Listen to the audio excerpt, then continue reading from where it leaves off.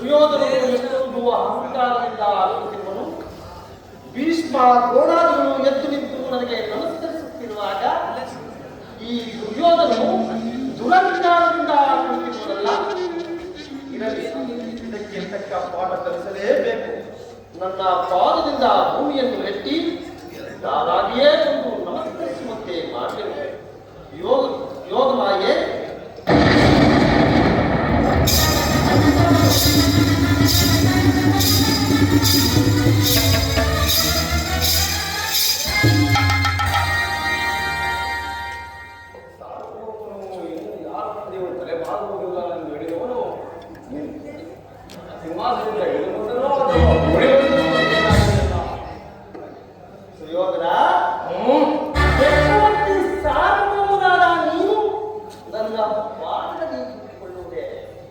ನಾನೇ ನಿನ್ನ ಬಳಿಗೆ ಬರ್ತಿದ್ದೇನಲ್ಲ ಭಾವ.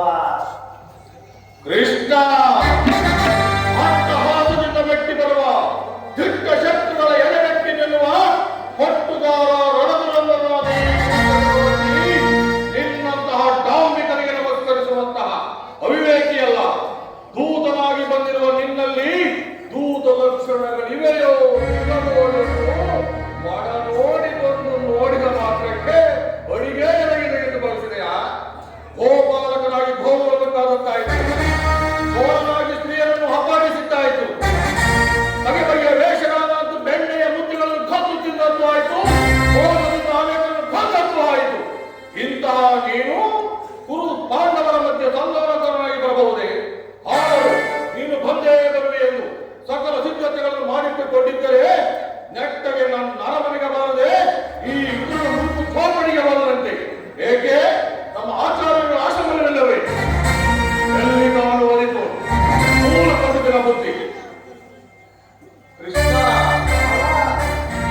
ನಿನಗೆ ಈ ಗುರುಪ್ರಿಯಲ್ಲವೇ?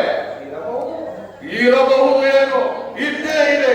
ದಿನವೂ ಗೋಪಿಕಾವಸ್ಥೆ ನಂತರ ನೋಡಿ ಬೇಸರಿಸಿದ್ದು ಇಂದು ಈ ನನ್ನ ಅರಮನೆಯ ರಾಜ ವೈಭವದಲ್ಲಿ ನಡೆಯುವ ರಾಜ ನರ್ತನ ನೋಡಿ ಸಂತೋಷ ಪಡಿಸಿಕೊಳ್ಳುವಂತೆ ನಿನ್ನ ಪೀಠವನ್ನು ಅಲಂಕರಿಸಿ ಕೃಷ್ಣ.